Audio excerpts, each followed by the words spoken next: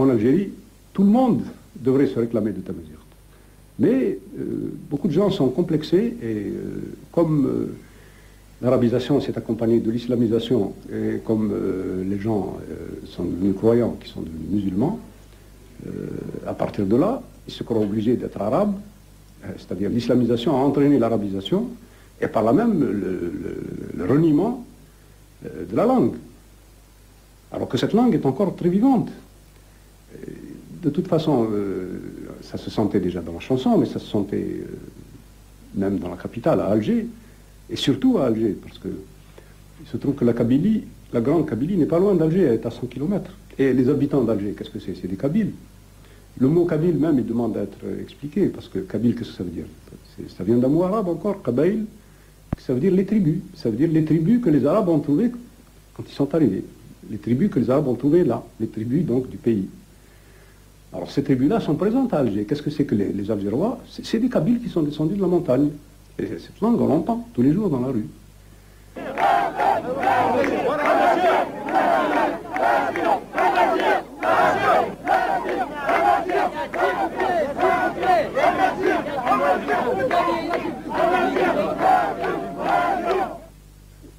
Beaucoup de choses qui se sont passées.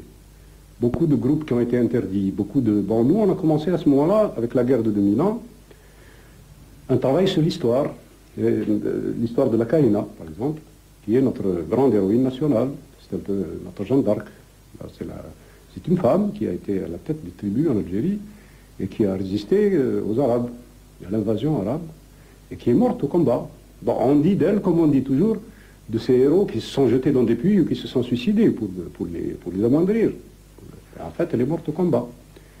Et à partir du moment où nous avons fait cette pièce, nous l'avons faite en arabe populaire, traduite en tamazight, et puis nous avons commencé un travail dans les universités, dans les lycées, juste parallèlement et un peu avant et parallèlement aux événements qui ont conduit à Tizi Ouzou, les fameuses manifestations de Tizi Ouzou. Bon, là aussi, c'est une chose très... Bon, c'est quoi? C'est Mouloud Mamri, un écrivain algérien, qui a fait une conférence, qui devait faire une conférence sur la poésie ancienne des Kabyles.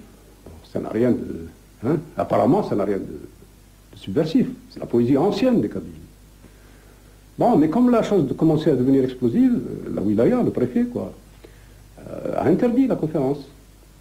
Bon, il a interdit la conférence, alors à ce moment-là, les étudiants sont descendus dans la rue et la population s'est solidarisée avec eux de manière massive et il y a eu une répression très féroce qui a fait que le mouvement a eu un profond retentissement dans toute l'Algérie. Il continue à l'heure actuelle.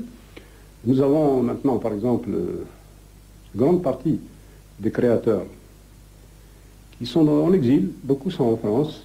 Et nous avons un grand poète ici actuellement, qui s'appelle Mahia, qui est devenu épicier, ici à Paris. Bon. C'est un homme extraordinaire, parce qu'il écrit lui-même, c'est un poète, il écrit en tamazight, et il traduit. Il a traduit Beckett, il a traduit Pirandello, en tamazight. Alors qu'on nous disait que cette langue, c'était un patois destiné à mourir, qu'il n'y avait rien à faire, etc. Bon, des hommes comme ça montrent que la langue est vivante. Et à l'heure actuelle, je crois que notre combat, c'est ça. C'est affirmer dans cette langue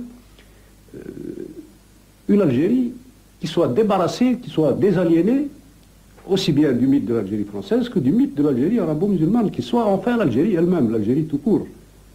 Et c'est déjà beaucoup, parce que l'Algérie tout court nous ramène à une autre dimension, c'est la dimension africaine.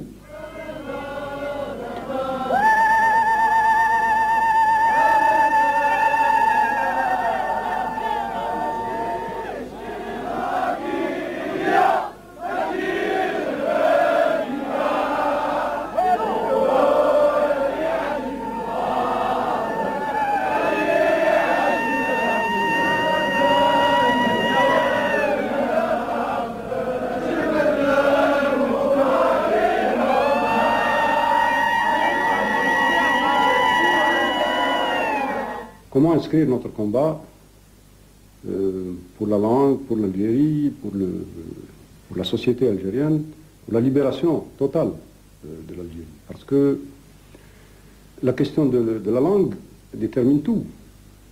étant donné qu'elle est liée au complexe arabo-islamique, puisque la langue est liée à la religion, et puisque, à l'heure actuelle, tout ce qui se fait en Algérie contre le peuple algérien se fait au nom de la religion et au nom de la langue arabe. Par exemple, la femme. Bon, la femme, elle est au centre de la société. Et chez nous, la femme est opprimée. Elle est quotidiennement opprimée. Au nom de quoi? Au nom de l'islam. Au nom de la religion. Un exemple. Parce que si on reste en termes généraux, ici en France, peut-être qu'on ne comprendra pas. Je prends l'exemple de ma sœur, qui est enseignante, dans un douar, même pas un village, un petit hameau, où elle a d'excellents résultats. D'ailleurs, ses élèves réussissent toujours les examens. Elle est très aimée de la population. Elle a épousé un cousin qui, récemment, a pris une seconde femme, parce que la polygamie est encore admise en Algérie. Alors, non seulement il a pris une seconde femme, mais il a voulu l'imposer à ma sœur dans son logement de fonction, puisque en tant qu'enseignante, ma sœur a un logement. Et c'est donc, lui-même, il habite dans le logement de ma sœur, au fond. Et n'empêche qu'il a voulu lui imposer cette seconde femme, chez elle. C'est une situation que vous ne pouvez pas imaginer ici. C'est pourtant ce qui s'est passé là-bas. Bon, j'ai tout fait. Je suis intervenu. J'ai vu même le ministre en personne, le ministre de la Justice, qui est intervenu, mais ça n'y a rien fait, parce que sur le plan local, la réaction est très forte chez nous, beaucoup plus forte que dans la capitale. Et les relations, comme ma famille ne passe pas bien lourd sur le plan social, on a affaire à des féodaux, à des gens très, très forts, qui ont du pouvoir. Eh bien, ma sœur n'a jamais réussi à se faire recevoir par le procureur pour demander le divorce. Combien de fois elle prenait un taxi pour une femme chez nous, c'est terrible, une femme seule qui prend un taxi pour faire 18 km, aller à Sedrata, pour rester des heures entières, dans l'espoir de se faire recevoir par le procureur pour demander le divorce. Jamais le procureur ne l'a reçu, jusqu'à présent. Bon, voilà. Ça, malgré l'intervention du ministre de la Justice en personne. Bon, ça vous donne une idée de la situation de la femme algérienne à l'heure actuelle, au nom de quoi? Au nom de l'islam. Et tout cela se fait au nom de la religion. Et la religion, elle a pour support cette langue arabe, cette arabisation, qui, à son tour, repose sur la persécution de ce que nous sommes réellement, Tamazight, parce que, je vous parlais tout à l'heure de la Kahina, ce mot lui-même est au fond. Tous les mots sont des mots pièges, parce que Kahina aussi, ce n'est pas le vrai nom de cette femme. Puisque Kahina, c'est le nom que lui donnaient les Arabes. Le Kahina, c'est un peu la même racine que Kohen, en hébreu. Ça veut dire quelque chose comme, à la limite, entre prophétesse et sorcière. Pourquoi? Parce qu'elle avait le don du verbe, parce qu'elle parlait bien. Et c'est comme ça qu'elle est entrée dans l'histoire. Comme une femme qui parlait très bien, qui savait convaincre. Convaincre de quoi? Convaincre un peuple de son identité, puisqu'elle était à la tête de ce combat, et pas pendant un an ni deux, ça a duré plus de 10 ans. Bon, seulement son combat à elle, qui venait après d'autres. Alors comment se fait-il qu'un pays qui a été dirigé par une femme devienne maintenant un enfer pour les... Donc pour nous, comment combattre au théâtre? Alors il y a évidemment 1000 façons de combattre. Il y a, bien sûr, le théâtre ne suffit pas, parce que la parole en soi, je sais que moi je ne rate jamais une occasion. Les conférences, par exemple, les prises de parole d'un peu partout, chaque fois que l'occasion s'en présente.